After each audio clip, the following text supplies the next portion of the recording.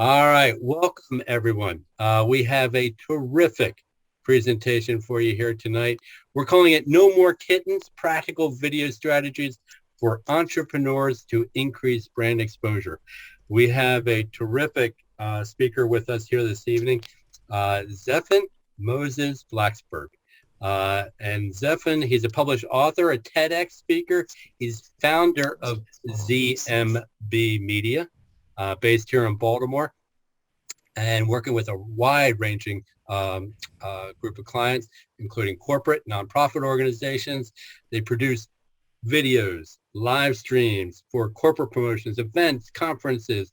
And interesting enough, Zephan started his entrepreneurial path back in 2013. Got up one day and said, I don't like working here at Apple any longer in the store.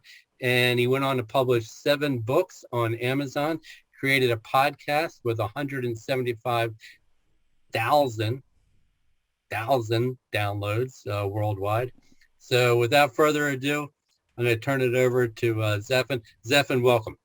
Glad to have you. Fantastic. Thank you. Thank you for having me here. Thank you for everyone else that's attending tonight. There are plenty of places you could all be at 7 p.m. on a Thursday night. I know I was in Maui, Hawaii at 7 p.m. last Thursday night, so that is definitely an enjoyable place to be, but I really do appreciate you taking some time out of your busy schedules to be here with me, and for that, I'm going to dive right in and waste no time at all. So tonight, our plan was to talk about No More Kittens, practical video strategies to increase brand exposure, and you're going to find out in just a little bit what the kittens portion of this actually means. But first, let's talk about today's agenda. So first thing that we're going to talk about is the SLICK method for creating videos on your own. That's an acronym that I put together. The second piece that we're going to go over is the 12-step foolproof script for creating a promotional video. And the third is some starter tips and advice for video equipment and software. So as you can imagine, this is a lot of stuff. I had a 4-year degree on this, and then I've been doing this professionally since 2010. So as you can imagine, trying to stuff everything that I know into just a few moments here is quite a bit. So let me start. First, Brene Brown said it best. She said that owning your story is the bravest thing that you will ever do. So please allow me to share just a couple moments of mine. I'm going to go through some brief history, and then we'll get right into the good stuff. So my first job, fresh out of school, I went to James Madison University, and 2 weeks after graduation, I actually applied for a job on Craigslist, and sure enough, I got it. And I was working for Glazer Kennedy Insider Circle. It was one of the largest information marketing companies in the world, and it existed actually right here in Towson, Maryland. I had absolutely no idea who they were and what they did, but for any of you who are in the marketing world, if you've ever heard of people like Russell Brunson with ClickFunnels or Ryan Deiss with Digital Marketer, those guys, their mentor was my boss. And working on the social media team there, we built a YouTube studio in the basement. We filmed conferences and events. We developed this weekly show long before people had web TV shows. And this online YouTube show actually grossed $1 million in less than a year. This was long before the term vlogging even existed. I learned from 2 of the best copywriters and marketing consultants in the world, Dan Kennedy and Bill Glazer. And the company, unfortunately, was sold in 2012 to a different firm, and we lost all of our jobs. So I had to start over. So I wound up working for the Apple Store, and this is a real picture of me standing in front of a closed Apple Store one day when we had to close it down because our servers went down, believe it or not, which I heard today Eventbrite might have had a couple servers go down, so if you had any trouble getting in here today, you know what that's like. But after 1 year of working for Apple, I actually quit to create ZMBmedia, and I passed up an opportunity to work at Facebook, which now as of today is called Meta, which is a topic for another time. But it took me so much further. By closing one door, I actually opened 10 more doors. So a quick timeline, in 2013, that's actually me in my townhouse that I was renting with a couple other guys, converting the entire kitchen into a green screen studio. This was my very, very first live stream before Facebook Live existed. In 2014, I took a break from the business and I travel hacked and couch surfed my way around the country. 2015, my podcast was born. Late 2015, my first book was launched and became a bestseller. We sold 4,000 copies in just the first month. Later on down the road, 2016, I came out with a series of 3 adult coloring books and gratitude journals. 2017 was the TEDx talk. 2018, Flight Plan, which is my book on travel hacking and how I traveled the world without paying for it, came out. And then, of course, 2019, my 6th book, and just last year, my 7th book. But really, enough about all of that stuff. Since then, I've filmed in the real White House, and I've also been in the fake White House. That's me on set in season 5 of House of Cards. You'll see me sitting right across from Mr. President in the Oval Office there. And it's really been an amazing experience. It's allowed me to create a top podcast, 175 episodes. It was 100,000 downloads when I stopped doing it, but has since gone probably well over the 200,000 mark. I interviewed people like the Iron Cowboy, the first woman to stand up paddleboard the Bering Strait, and many others. So I created a lot of content, and in this time that allowed me to become a 2-time, now 3-time best-selling author on Amazon. I've met some very, very interesting people along the way. You might notice the fake Mark Zuckerberg right there in the middle there. That's Jesse Eisenberg. If you've ever heard of the band Fifth Harmony, they're over to the right there. And this led me to my most recent book, and probably the last one I'll be doing for just a little bit of time. This book was actually published entirely from video content that was created years ago.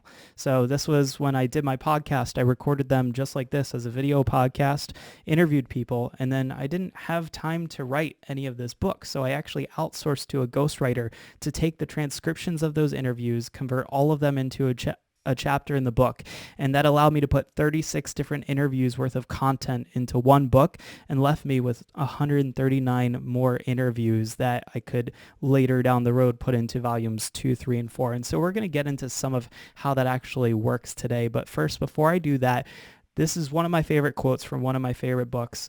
Jonathan Gottschall, he wrote the book, The Storytelling Animal, and he said, "We are as a species addicted to story. And so even when the body goes to sleep, the mind stays up all night telling itself stories." And that's where all of this content comes from.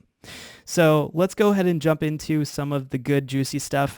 This is the slick video method for creating videos on your own. As I mentioned before, there is a lot for us to get to, so I'm going to go through as quickly as I can. Then we'll get some question and answer time at the end. And thank you all. I see your comments coming through in the chat window there off to the side. So what does SLICK stand for? SLICK stands for sound, lighting, image, content, and kittens, which is what I think some of you might be here for. If you're not here for the sound, lighting, image, or content, you might be at the wrong presentation. So first, let's talk on sound. So as you notice, my voice probably sounds pretty darn good for a Zoom call here. You don't hear the fans on my computer spinning up. I have that deep announcer voice, and it sounds really nice and smooth. This is a podcasting mic, and this is a mic that I've invested in to help me make a better quality video and presentation. Sound is often one of those things that's neglected in videos, and having poor sound can really make or break a video. Just the same as if a video were too shaky or too dark for you to see what's happening. So some quick sound tips. We'll also mention some hardware a little bit later, but always use a microphone. Avoid using the internal mic. Everyone thinks, oh, I'll just pop up my phone or my iPad and use the microphone that's built in. But the thing is, that microphone was not only made to only pick up your voice for the purposes of a phone call, so it's not really a high quality mic, but it's also picking up everything else around you, whether it's your HVAC kicking in, if your fridge makes a noise, if that soundbar speaker under your TV is still turned on and has that hum or that hiss coming out of it. If any of you hear that, it drives me crazy too. I hear those weird high-pitched frequencies that nobody else hears. But you want to be aware of external sound. Everything from a phone ringer going off to an alarm to the hum of an HVAC to a dog barking outside, someone mowing the grass. All of those things can get picked up by a microphone. So consider buying a smartphone microphone from Amazon, or you could also use AirPods like I'm using tonight just to be able to listen. But you can also use this as a microphone too. One of the benefits of using something like AirPods is that your sound is no longer coming out of your speakers, which then would get picked up by the microphone.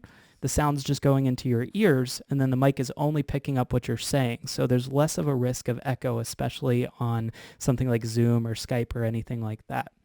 So under $50 is really all you need. If you want to go wireless, it's a little bit more. It's going to be somewhere in the neighborhood of $250 because wireless gets a little bit expensive, but the Rode Wireless Go is a great option. And Rode also does make cheaper, more affordable, just wired microphones that can be used for both smartphone, computer, pretty much any device. So that's sound. Lighting, no one wants to watch a video, again, that is too dark to see the subject. Think about the last time that you were on a Zoom and you saw someone with a big bright window behind them. You probably couldn't see their face. So what was happening was that the camera was overcompensating by saying, this image is so bright, I'm going to darken it down, and I'm going to make this person really dark because it's really bright back there. So consider using the available lighting in your room wisely. Turn on things like lamps. So you see that lamp behind me. This is a really dark room without that lamp on. Open or close windows depending on where they're at. So if the windows are in front of you where it would be lighting you, that's usually a good thing. If it's behind you though, where it would be lighting your camera, that's usually a bad thing. Be aware of color temperature. So believe it or not, your light has a color to it. Daylight is typically somewhere around 5600 Kelvin. That's the scale that they use to measure the color of light. But the lights in incandescent bulbs in a house, if they haven't been replaced with LEDs yet, you may notice your rooms are kind of that yellowy, orangey tint. So all of the lighting that you're using plays a role in how your face appears on camera. This is something too that you want to think about if you're mixing light. So daylight being more of that cool blue temperature and then incandescent bulbs being more of that yellow temperature, it's going to mix together and make a really nasty color if you're mixing the two of them on your camera. So be aware of that. Choose wisely. Image. So sound, lighting, image. Image composition is really important in the camera frame. It's a little bit different on Zoom because we're kind of in a different scenario, but you'll notice this is what happens in film very often or in interviews or promotional videos. You'll notice that they use two big things. First, on the left here is the rule of thirds. So if you drew a tic-tac board over top of your image, you'll notice that the main point that you should have interest in is at the intersection of two of those lines. So you'll notice that the female in this picture right here, her face is at the intersection in that top right corner. The object that she's holding is pretty close to that intersection in the bottom right corner, and that guides your eyes in a certain direction. One thing that's also happening in that image is the lines of the shelves are actually guiding you to look over to the right side of the frame. You can see a better example of that over here on the right side in this image with the fence. You'll notice that the lines are all coming together towards a central point. So when we're creating our image, when we're figuring out where we place people in the frame, we're also thinking about very key points and where we want to guide the viewer's eyes to. So you'll even see this a little bit in my room here. You'll notice that I have a little bit of a desk off to the side here, and you notice how the lines are kind of coming in towards me and helping to guide you a little bit towards my face. That's more why I'm sitting in the center for this. So this is, again, very introductory, very basic, but some couple of key tips that can make all the difference in your video if you're guiding the viewer to look at the right things. Content. So in a fast-paced world, it's really important that we're catching the attention as fast as possible and retaining it as fast as possible. So in fact, one of the biggest factors that YouTube uses to provide your videos with more of that organic reach and more of that momentum is audience retention. It's something that YouTube is keeping track of. So if you notice that you upload a video to YouTube and then you look at it a couple days later and you see that line started to pick up and up and up, what happened was YouTube realized that people were not just watching your video, because even if 1 million people hit your video, if they're not watching at least 50-60% of it, then YouTube isn't going to give it that extra boost in the rankings, because it realizes that people started it, but they all dropped like flies and they didn't care about the content long enough to stay with it. So think of your content like a news broadcast. This is something that we do when we're conducting our live streams, is we help our clients to figure out, think of this like a news show. You know, there's sports, there's weather, there's local news, there's breaking news. They're always keeping it changing. There's a commercial like every 2.5 minutes. You've seen a news broadcast before, so you know how this works. Even the football games do this too, where they go to a commercial break like every 2 minutes. So what they're doing is they're constantly trying to keep your attention by changing what's going on. They're not just sitting there as a talking head and getting super boring with one person. They're moving over to this news anchor for the weather and a different news anchor for the traffic. They're constantly changing their content. And it's not the same thing for promotional videos where maybe it's multiple people, but they might be changing it by changing up the music. They might be changing it by putting images up on screen. They could be showing different footage. They could be cutting back to the person that's being interviewed. They're always changing it up so that you get people to pay attention for longer. So you want to make videos about topics that people are already searching for. That's one of the easiest ways, especially if you're making content for social media, whether it's for a business or for a nonprofit, anyone that's trying to gain that traction online. You want to make content that people actually care about instead of trying to guess what they're going after. And there's a really cool way to do that. So one of the easiest ways, and this is kind of a YouTube hack right here that is right in front of your face, and you've probably seen this a million times. How many of you have gone to YouTube, started to type something in, and the second you type in your first word, it starts to suggest anything, right? Like if you type in how do I, and you see it here, I just started typing in how do I become, and it gave me successful in life, successful without college, successful and rich. The list goes on and on. YouTube is basically saying, hey, we think that you might want to look for something like this. Why is YouTube doing that? Because they know that people have already typed in these words searching for these same exact topics. So one of the easiest things you can do for any business is to go into YouTube and actually leverage that as a search engine against itself, because they're going to tell you the answers of the content that you should actually be creating. So now let's get to Kittens. And Kittens is really just one of the things that we wanted to use to get you excited, to get you paying attention. Now, I'm sure some of you have seen this clip because this clip went viral on BBC. There's a news reporter. He's working from home. He's talking on his webcam, but this is a international broadcast. And what happens? Kid number one comes running into the room. What happens after kid number one? If you look at the second picture there, the baby in the little wheelie stroller thing comes flying into the room. And he is live on the broadcast. He keeps a straight face. And of course, the pièce de résistance, the wife comes running into the room after kid one and kid two, grabs the kids, looks up, realizes the husband is live on air on an international broadcast, and freezes and runs out of the room. So kittens are all about distractions. What are these things like kittens that could wander into the room with a little tail poking up in the background that could distract you or distract your viewer away from making or viewing really good content? And that was quite possibly the best example there is if you go look up like BBC News broadcaster distracted or kids, you're going to find it on YouTube or YouTube. I bet if you start typing BBC News, YouTube will probably start to suggest it, just like that other slide I had there. But the idea is any distractions that you can prevent, both for yourself, things like a text message popping up, your phone going off, the lawnmower going by outside, or the kids, the dog, the cats.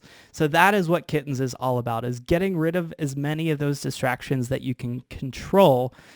Given when you're live, anything can happen, but getting rid of as many of them as you can control so that you've got a better piece of content. So in an effort to kind of advance in time, we can come back to this if you have questions afterwards. I want to jump right into the 12-step foolproof video script or video sales letter. So dating back to my information marketing days, what I discovered was that there is a selling psychology. So for any of you that are running a business or that are running an organization and you're trying to create a video to promote a product or a service or even to convince people just to donate, there is really this 12-step formula that I did not create. This has kind of gone back to the dawn of marketing. This is a formula that's used to kind of get at the psychology behind selling, because people will continue to buy from you for only a certain limited amount of reasons. We'd like to think that marketing is ever evolving, but it really is not. The reasons that people buy something have always stayed the same. If you're in the middle of the desert and you have $1 and I come up to you and you've been parched and you've been traveling for 3 days and I say, I have a water bottle for $1, what are you going to do? You're going to buy it. And that's because the psychology behind it has never changed. So the 12 steps, I'm going to go through them very, very quickly. And then there is a link below, and I'll make sure that Dennis has access to this so that if anyone else wants to actually go through this, because on the site I linked to, they really do go in depth into each of these and tell you what that would look like to script that out. So the first step is obviously to get their attention. We talked about this. You need to retain their attention, especially on YouTube, but really everywhere else, because if you're selling something on a video, you need to make sure they watch till the end so they know what the price is and they know that they should be buying this. The second thing that you want to do is identify the problem. So usually you've seen kind of like those late night commercials. I guess with the invention of Netflix, we're not seeing them the same way anymore, but they're coming up on like Facebook ads where they're saying, hey, are you an entrepreneur or a business owner that's tired of looking for more clients? That's a way of getting attention because they called out the target audience and then identifying the problem that the target audience has. Then the next thing they'll do is they'll provide the solution. So they'll say, hey, if you're a business owner or an entrepreneur who is struggling to get more clients, I've got a solution for you that's going to get your calendar absolutely booked for the next 2 months. They provide a solution. So now you're interested, right? They sucked you in. They identified you as the audience, the target market. They've identified the problem that you have, and they told you that they have a solution for it. So the next thought is, well, who is this guy? Like, why should I trust him? Look back at the beginning of my presentation. I had to give you some of my credentials and some of my history just to get you interested in this idea that I'm selling today. And I'm not selling anything, but I'm just selling an idea or a concept. This is where you present your credentials. So this is where you talk about your background. Why are you the person that has the solution for me? Why should I trust you? Why should I care to watch this video any further?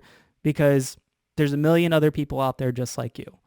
If I walk into a networking event, I could throw a stone and I could probably hit an insurance guy, right? I could probably hit a realtor. I could probably hit a plumber or an HVAC guy or a handyman, right? So why should they pick you out of this sea of people? The next step, step number 5, is show the benefits. So show the benefits of what it's like if I work with you for this solution that you told me you can offer me. So one of the benefits of working with me, if I'm helping you get your calendar booked over the next 2 months, is that you're going to realize that you no longer have to worry about jumping on all of these networking meetings, all of these Zooms, right? Because you're filling up your calendar. That's a benefit.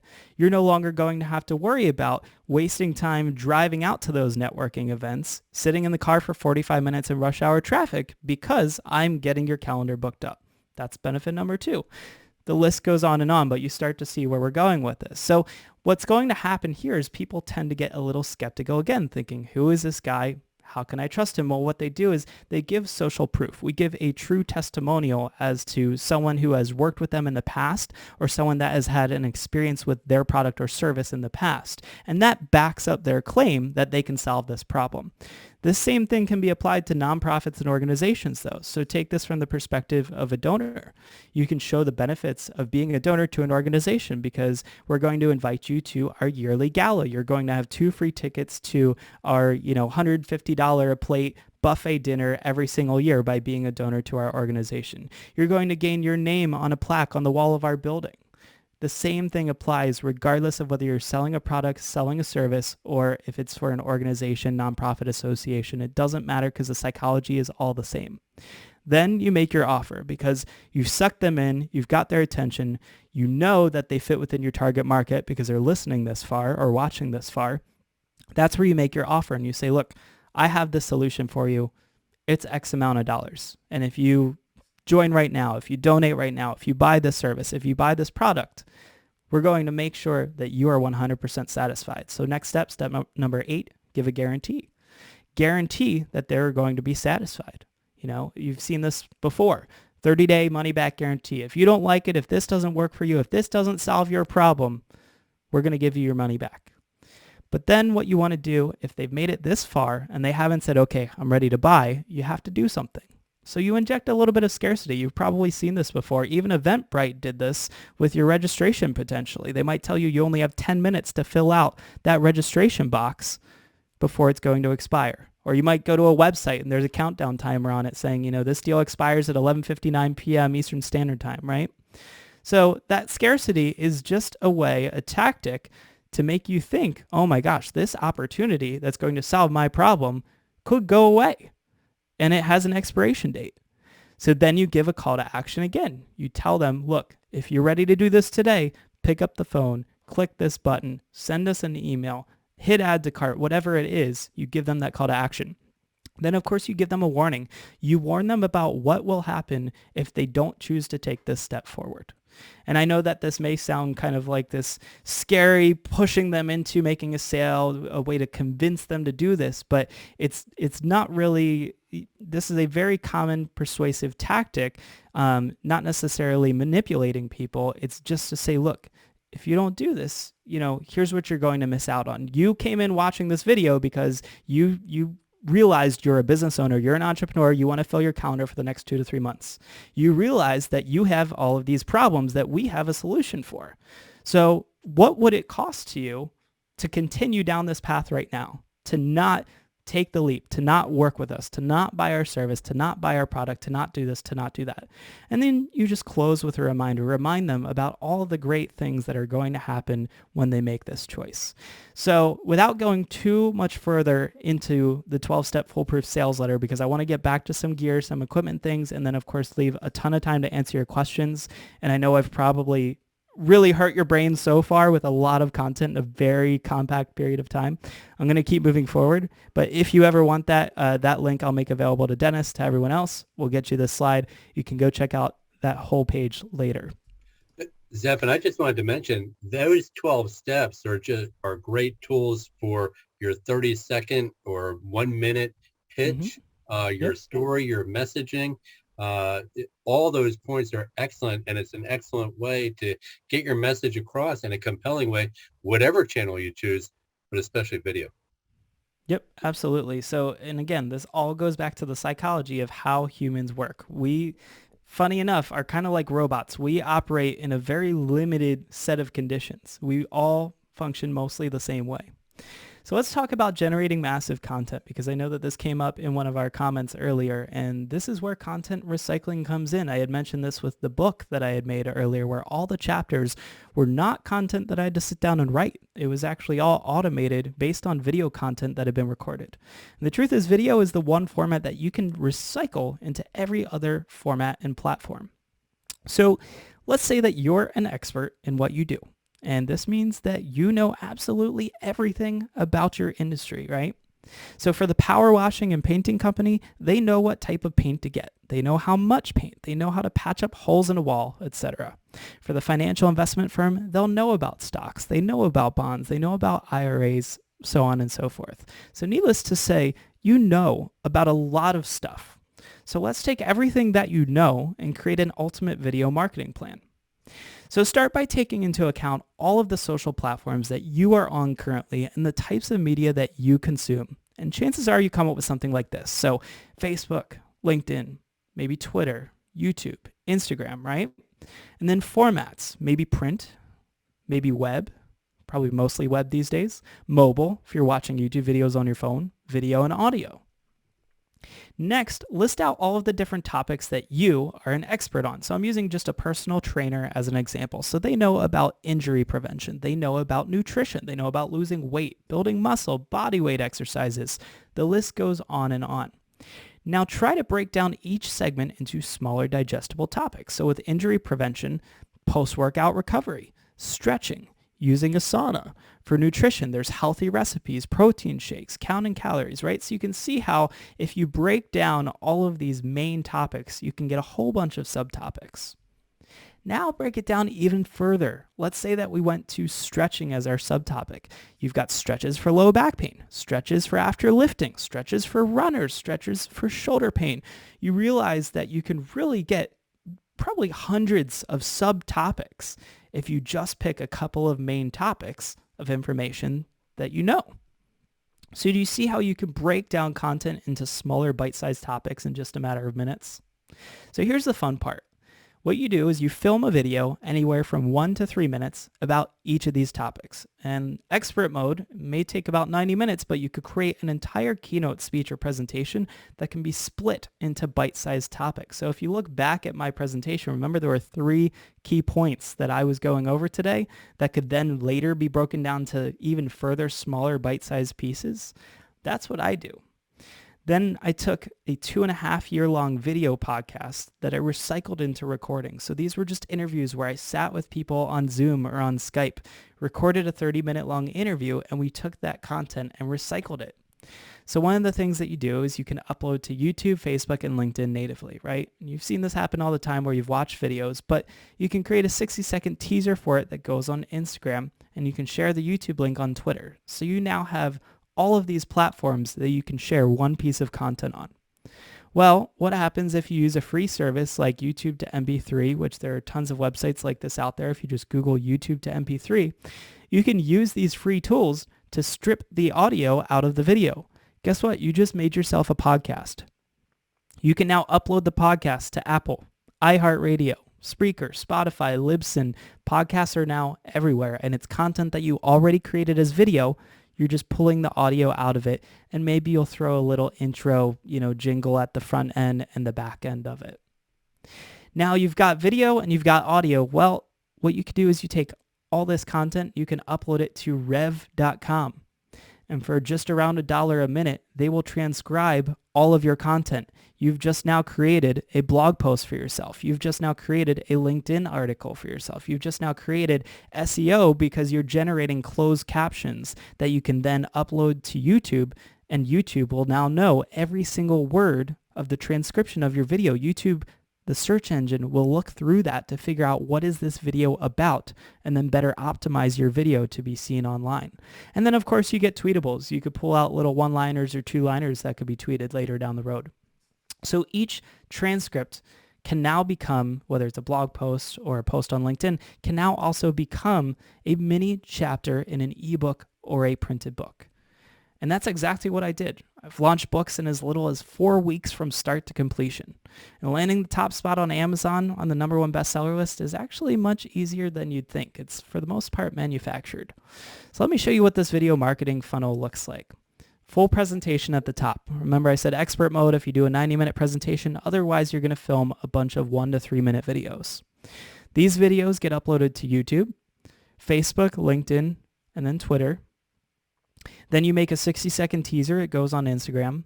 You strip out the audio. That becomes a podcast. You transcribe the podcast. That now becomes a blog post, a LinkedIn article, and closed captioning. And now you have a chapter in a book. And all of these things can lead to, whether it's a client, a sale, someone coming into your universe and learning about who you are, who your organization is, who your company is, what your product is. So you can see how all of these pieces funnel down to one key thing, which in this case for the business owner, it's a sale. For the nonprofit, it's to share their story to get another donor. For the association, it's to get a new member, right? This works across the board. Zephan, so let's jump. Yeah. Sorry, you keep coming back to this point of a book or a chapter. Why is that book so important? That book is the best business card I could ever have. That book is probably the reason why I landed the TEDx talk back at my alma mater, was to be able to go back to them and say, hey, not only am I a published author, but I'm a podcaster. I've got this whole YouTube channel and a following online. If you want to get people to watch your live broadcast of your TEDx, you want me on that stage. If you want the person to film your video to be the expert in the field with video, you want me to be that person. And this was the best way that I learned and created for myself and for others to say, if we are trying to create you as the expert, as the best person in your field, as the known person for this, we have to give you, that sense of, when you go back to, I'm actually going to jump back here real fast. When you go back to that 12-step sales letter, we have to give you those credentials. We have to give that social proof. And so all of this is coming from, I'm a published author. I'm a YouTuber. All of these things get leveraged later down the road to grow my business or to grow my audience and my viewership, which of course comes back to you. Yeah, and you'll notice when they bring in people to talk on Good Morning America or the Today Show, they don't read their resume. They're saying this person's the published author of XYZ. Now all of a sudden they are the expert in the room. Mm-hmm. So I'm going to jump into equipment, then I'm going to get us as much time as possible for questions. So I will move quick as I can. So sound, lighting, image, content, Kittens. So sound, a couple of you asked, how expensive is a podcast microphone? I saw that in the chat window there. So it's as simple as potentially this Rode microphone. It's a little lapel microphone you see on the left here. That's about $70. There are cheaper versions of this on Amazon that you can get from overseas. Quality-wise, you get what you pay for, but there's definitely some cheaper ones that you'll find are good enough for what you're trying to do. The Blue Yeti microphone, I think it comes in somewhere around $100. The microphone I'm using is the Shure MV7. It's about $250. So I've personally invested in this only because I'm the video guy. If I show up and my audio sounds terrible, people are going to start to wonder about my credentials, about whether or not I can deliver for them. So lighting, what you're not seeing here, I'm going to show you a little sneak peek behind the scenes, is I'm actually lighting this scene. I have my video lights here to light myself, and that light behind me is actually put there on purpose to help give this room some shape and depth. If I move this mic away, you'll kind of see it looks a little bit nicer without this. So just a nice ambient background behind me. But for lighting, if you don't have lights, no problem. So Home Depot actually sells these LED work lights that are practically brighter than the sun for $100 or less. And you can leverage these in a video shoot in a pinch if you really needed it. And then on Amazon, there's 3-point lighting kits that you can get for under $300. There's even cheaper versions of that. LEDs are getting much more affordable now. So lighting kits are coming out every single day that are even cheaper than that. So let's talk about your image. So here's a great example. We talked about this earlier. Making sure that your light from your window doesn't completely blow out your image, or that you're not stuck with this dark black abyss behind you, comes from lighting. Same thing goes for the shot on the bottom here. You can see just the difference in using a good looking camera and some good, nice, even lighting across the face there. It doesn't matter that the windows behind this guy have no detail left in them because it's this nice blurred out look to it. So he's using a nicer camera and he's using some nicer lighting to achieve that image. Here's some more. So headroom is another thing that we pay attention to. So how many of you have gotten on a Zoom and you see more of the person's ceiling and under their chin than of their face? And how many of you have gotten on a Zoom and you see the opposite? You see more of the floor and their head is cut off. So headroom is the amount of space that we leave between the head and the top of the frame. We're making sure that this space between my head and the top of the frame compared to chin room from my chin to the bottom of the frame is roughly in that. So it's about 1/3 and then 2/3, right? So you can see here in the example, too little headroom, his head gets cut off. Too much headroom, he looks much tinier than he actually is. Proper headroom, that one on the far right. Content. So we talked a little bit about creating engaging content, but one of the things you can do to take it further is to start editing your videos, to add things like text on screen, to add images on screen, to constantly change it around like that news broadcast. And then, of course, Kittens, I got to remind you because I saw your faces when you saw this the first time around and I explained this one. Keep your background clear of distractions. There is no hardware, there is no physical thing you can buy to do this except for maybe a lock for your door or a better doorknob that has a lock on it to keep your kids out of the room. But just keeping an eye out for those kittens. So to recap, video is the best possible medium to tell these stories. You can leverage that medium to create content across multiple platforms and to build your business or to build your nonprofit or just to build your audience using that video marketing content funnel. So we've reached the question and answer part. I see tons of stuff in the chat window. I'm going to send it over to Dennis to let me know where you want me to go from here if you have anything to add. And that's my contact information on there. Full transparency. I am working pretty much every single day for the next couple of weeks. So I will get to your emails. If you do email me, I will get back to you. Just give me some time and I will certainly do my best to help out. That was awesome, Zephan. Lots of good stuff. While you're answering some questions here, do you mind going back to the 12-step slide? And first question here, same question I had is camera. What kind of camera are you using? What do you Sure. recommend? Sure. So the webcam that I'm using here is less than $100. It's the Logitech C920. It's like a 10-year-old camera. It was one of the first HD cameras to come out because what most people don't realize is that at least when it comes to webcams, right? Like you're not going to get the $6,000 camera that I have in the studio. You're not going to get that quality with this, but it's still going to look pretty good if you give it the right amount of light. So these webcams are super, super tiny, which means they can't collect as much light as maybe your DSLR or your bigger camera where the sensor is like 100 times the size of this. So you need to give it as much light as possible to get a better image out of that. So Logitech C920, that's the webcam that you probably see tons of people have. I see you in the comments there. So that's what I'm using just for basic things like this, Zoom, just making a decent camera image. Beyond that, I'm using a DSLR, the Canon EOS R. It's a little over $1,000, and then I'm using additional equipment to bring that into the Zoom. So using our live streaming equipment, we can bring a DSLR feed in as a better quality camera. But for the most part, you know, your iPhones, your smartphones these days are coming with really, really nice cameras. So you give it enough light, and it's going to look pretty good. Speaking of camera, you often have the option to set it like 780 or 720 or 1080. Mhm. What do you recommend there?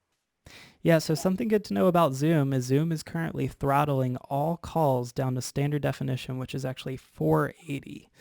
So Zoom is basically destroying the quality of your videos unless you have HD enabled on your account, which has to be enabled by the Zoom engineers. So if you have a paid enterprise account, this is kind of on by default for many people. But if you're just using like your free Zoom account that you might have made at home, or even if you have the bare bones basics account that they sell, you're not going to get quality of 720 or higher because they're throttling you. But if you're going live to, say, Facebook or YouTube from a webcam, 1080, which is full HD, is great. If the platform supports 4K, you can certainly do that. There are some webcams that do that now. Right. What about using teleprompters? Nothing wrong with a teleprompter at all. It helps you to be looking more directly at the camera. Really just depends on the video. So for a lot of our interviews, the interview style is to be looking somewhat off camera because you're being interviewed by someone else. So it implies that you're kind of sharing a story not directly with the viewer, but to someone else that you want the viewer to see. Versus if it's more of like a sales presentation or a training like this, then you're usually looking directly at the camera. They make a lot of really cool teleprompters on Amazon now, but your cheapest one to work with your smartphone probably be somewhere in the neighborhood of about $75, and then you can clip your smartphone in. And there's tons of apps out there that will either allow you to control the speed of it, or some of them will even track as you're talking, and they'll scroll automatically based on your speech. Another question in regards to the 12 steps here. What about if you're using it for a more specific target audience, well-educated in marketing, advertising? Would you say that it may be wise to back off on the false scarcity warning segments as not to be condescending and perhaps Sure. be a bit more authentic in the delivery? Yeah, so I wouldn't say necessarily to back off, but there's definitely better ways to word it, right? Like I was just giving you a bare example right off the top of my head, but one of my favorite clients is actually a dental coach that coaches other successful dentists to add another $250,000 to their bottom line in like less than a few months. And so he's already speaking to some people that are potentially millionaires already and coaching them and selling a program that costs $60,000 a year. And he's using the same exact ways and methods to speak to them because some of them are in dire need of help.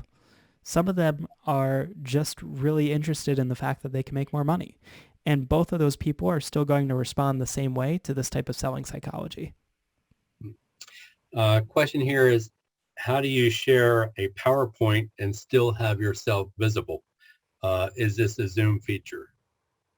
Yeah, so one of the things that we do with our live streaming equipment is we basically trick the computer into thinking that whatever we plug into the live stream equipment is what it should be displaying. So right now you're just seeing my camera right here, but if I had my live streaming gear hooked up, or I had a special software, like I know, Dennis, you use an app to do this too, you could put an image up on screen, whether it's a PowerPoint slide, a logo, or anything of that nature. There's an open source software called OBS that can do this. There's also tons of other apps out there.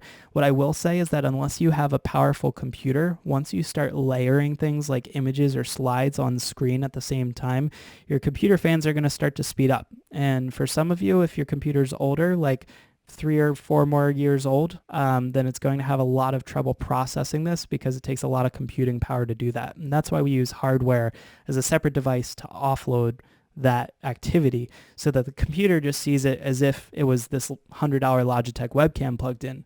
But whatever video feed I'm sending through, it will show that. And do you have a wireless headset with microphone that you would recommend? I noticed you have the microphone, but you also have the earpieces. Yeah, so I'm using the AirPods right now, and I could use the mic that's built into them, but it's still going to have kind of that digital tinny sound to it, and that's why I'm using the nicer microphone.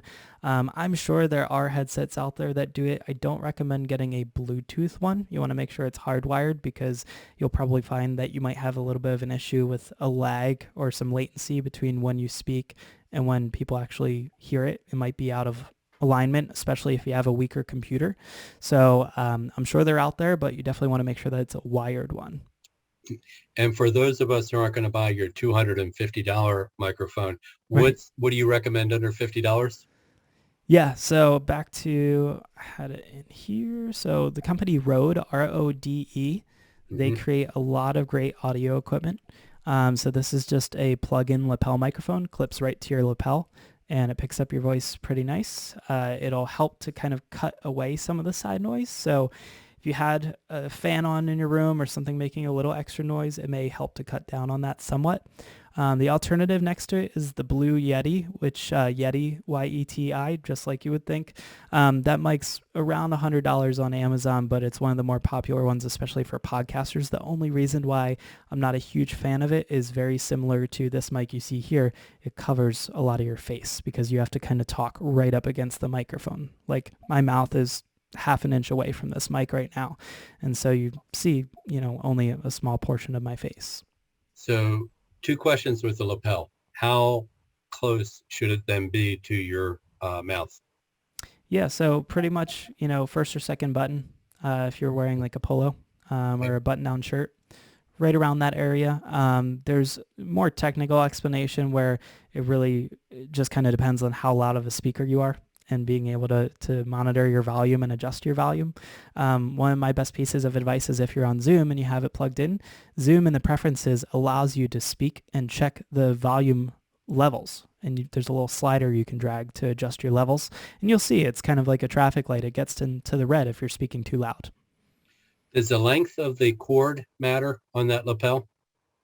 It comes with a certain length there, but they also do make extenders for it for anyone, if you're trying to go, I think up to like 6 or 10 feet away. So there's definitely diminished as you go longer and plug in? Not if you're going a few feet. I mean, if you're trying to go like 50 or 100 feet, then you'd probably run into some issues there. But no, not if you're going, within 5 to 10 feet. Okay. Here's one. How did you get on House of Cards? Tell us that story. So I actually, before I was in the Oval Office, I worked in the Oval Office. I was working on season 2 of House of Cards as a production assistant. I was fresh out of school. I befriended someone who went to Towson University, and their film department is very much friends with a lot of the film programs in Maryland. I was driving to a video shoot.